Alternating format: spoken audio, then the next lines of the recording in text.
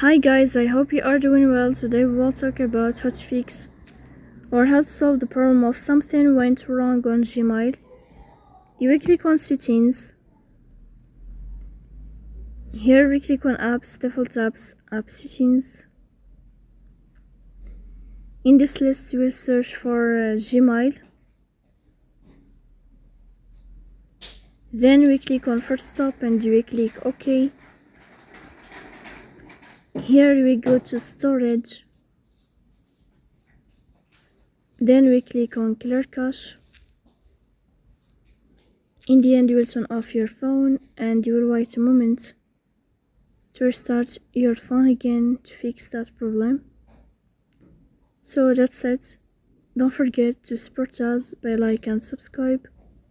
See you next time in another video, and thank you for your watching and your attention.